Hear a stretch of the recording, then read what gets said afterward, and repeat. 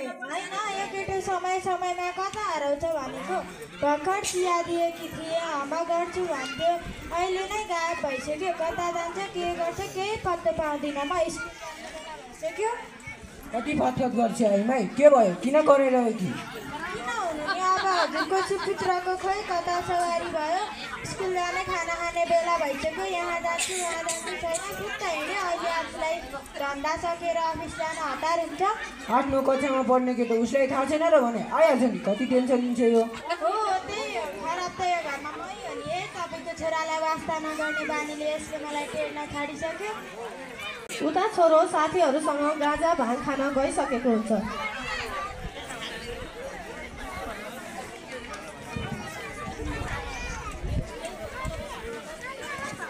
बिलोम र कति टाइम लगाएका तिमीहरूले आफूले यहाँ कस्तो सिक भएर एक सरको तानाउ भनेर तिमीहरूलाई एसएमएस गरेको उता मम्मीले मार्छन् फेरि आयो त अब बना त सिधो लाइट निकाल पानी हालौँ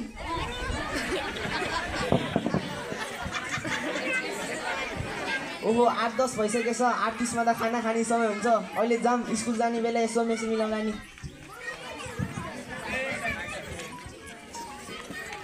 घरमा सबैजनालाई ढिलो भइसकेको हुन्छ ए भएको आमा कता गयो खाना पाक्यो होइन पस्दैन ढिलो भयो ए अब यहाँ त्यहाँ हेर त दाई आइपुग्यो कि आफूलाई पनि ढिला हुन्छ कता गयो यो केटो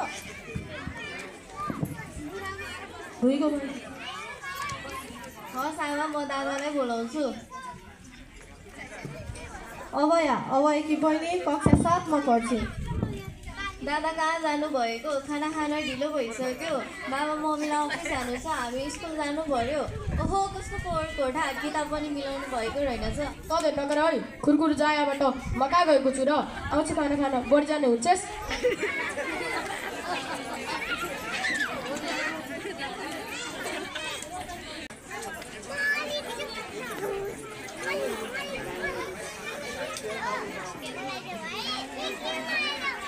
अहिले तिमीहरू मम्मीले खाना पस्किसक्यो ल बस खाना खाएर ड्रेस लगा अनि स्कुल जाऊ अब त ठुलो भइसक्यो अलि पढ्ने गर है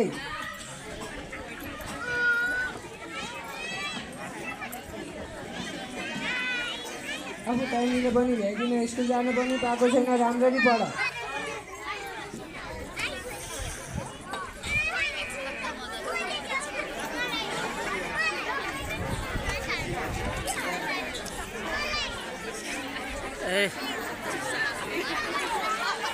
यसो समय मिलाएर जाने कहिलेबाट बिहाको त रिजल्ट पनि राम्रो छ घरमा पनि पढिरहेको हुन्छ नि अब नाति त मलाई पुरै शङ्का छ न रिजल्ट राम्रो छ न घरमा पढ्छ कता जान्छ कतै नाति हुन्छ खानामा भात सात खुवाउनु आफ्नो प्यारी छोरीलाई अब बहिनीलाई पनि सबै लगाएर टिकट पनि लैजाऊ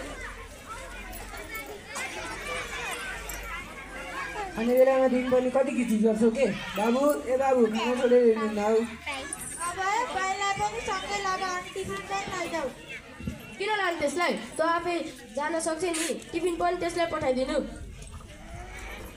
दाजु बहिनी छुट्टा छुट्टै विद्यालय जान्छन् अभय सरासर विद्यालय पुग्छन् तर अभय भने फेरि विनय र विनम्रसँग गाजा तानेर घटी बजिसकेपछि विद्यालय पुग्छन् अब विद्यालयमा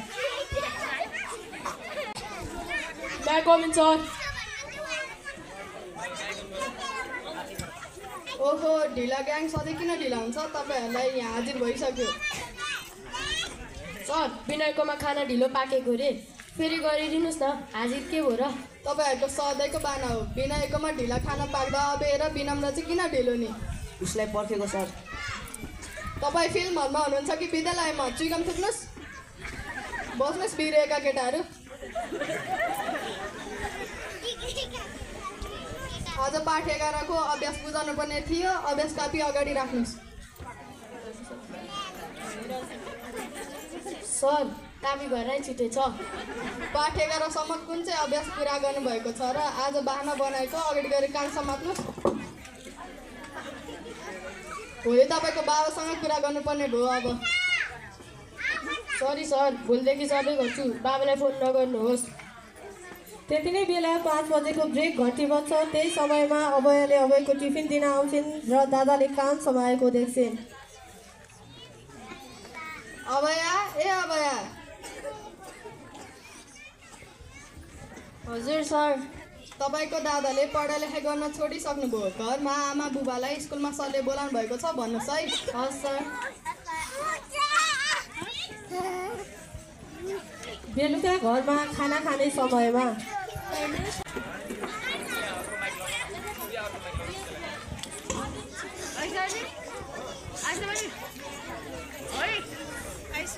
हेर्नुहोस् न, यो अब खाना पनि त्यति खाँदैन, दिनदिनै सुक्दै गएको छ।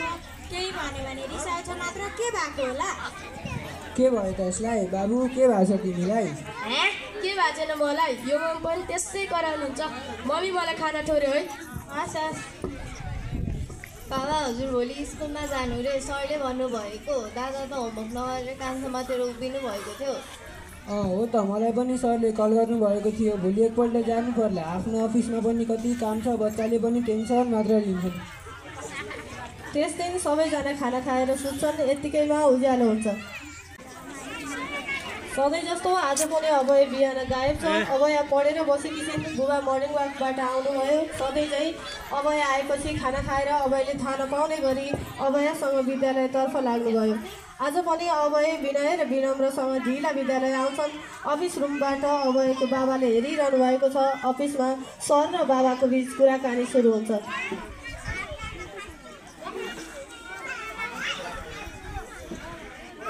नमस्कार सर।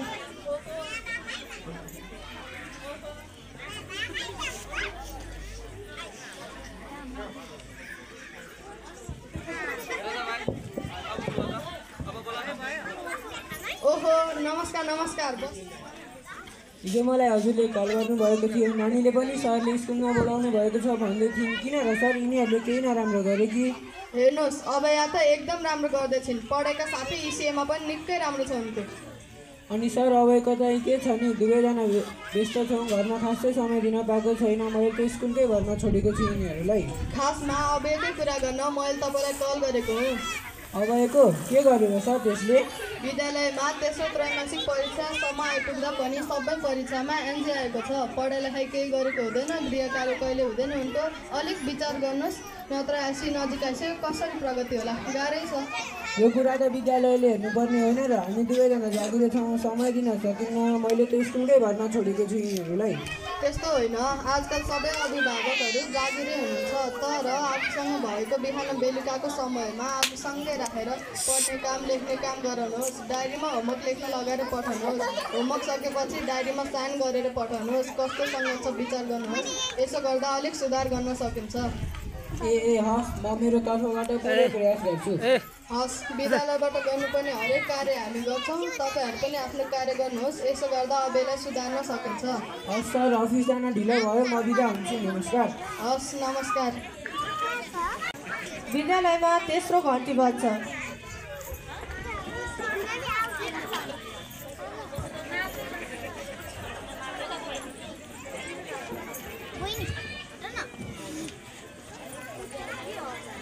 शुभ प्रभात सर। शुभ प्रभात। सबैजना बस्नुहोस्। आफ्नो आफ्नो होमवर्क अगाडि राख्नुहोस्। खै त तपाईँको गृह कार्य? सर, काकी घरै छुटेछ, तर मैले गृह कार्य चाहिँ गरेको थिएँ। पक्का हो। कसरी विश्वास गर्नु? तपाईँको पारा सधैँ यस्तै हो। भोलि चाहिँ पुरा गरेर आउनुहोस् है। हस् सर। विद्यालयमा 4 बजेको घन्टी बज्छ।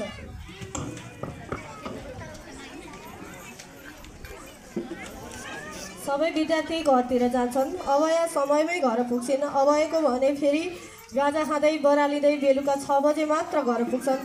घर पुग्दा बाबा र मम्मी अफिसबाट आइसक्नु भएको हुन्छ। हाम्रै मम बाबा आइसक्नु भएको छ। मार्नुहुन्छ आज।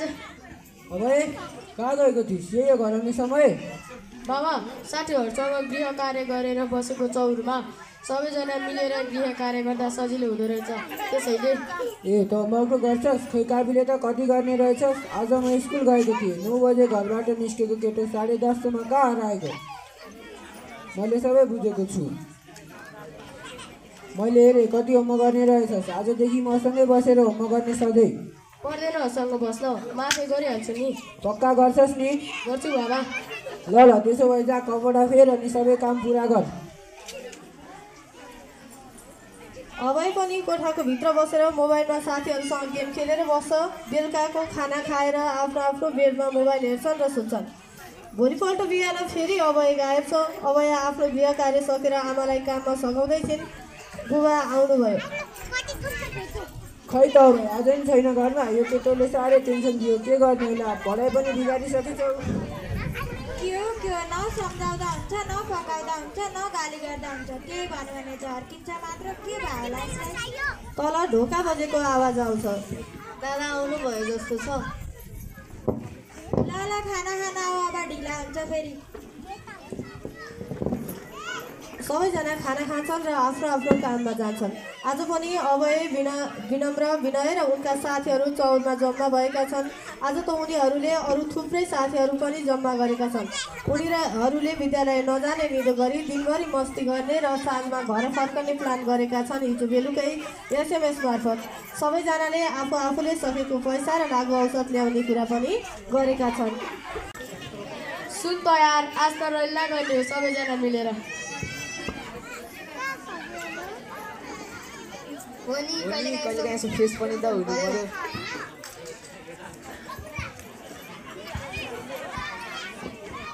उनीहरू यता नसामा लट्ठ परेको समयमा गाउँका मानिसहरूले देखेर प्रहरीमा खबर गरिदिन्छन्। जय नेपाल सर। जय नेपाल सर, आज गाउँमा गाँजा खाएर बरातिएका केटाहरू चौरमा बसेका छन् भन्ने खबर आएको थियो। र तुरुन्त एउटा टिकटी तयार पारेर गइहाल्नुपर्छ। हस् सर।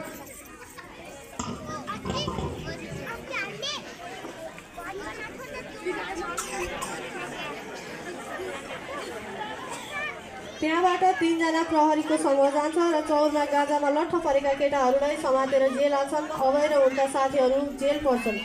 विद्यालयमा आज वार्षिक कार्यक्रम रहेको छ। विद्यालयको वार्षिक कार्यक्रममा यहाँहरूलाई स्वागत छ। आज नानी बाबुहरूलाई हामी पुरस्कार प्रदानका साथै सांस्कृतिक कार्यक्रम गर्नेछौँ। वर्षभरिको उत्कृष्ट पुरस्कार पाउनु भएको छ कक्षा 7मा अध्ययनरत बहिनी अभयले। जोरदार तालिका साथ अभयलाई मञ्चमा आमन्त्रण गर्छौँ।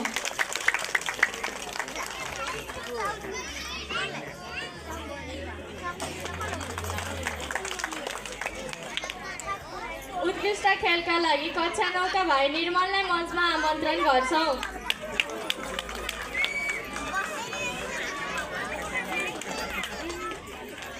उत्कृष्ट नृत्यका लागि कक्षा 5 की बहिनी नायरालाई मञ्चमा आमन्त्रण गर्छौँ।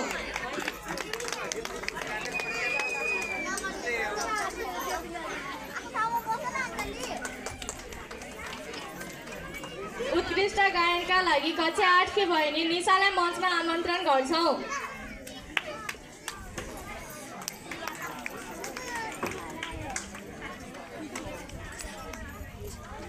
यी पुरस्कार वितरण सहित हाम्रो वार्षिक कार्यक्रम समाप्त हुन्छ।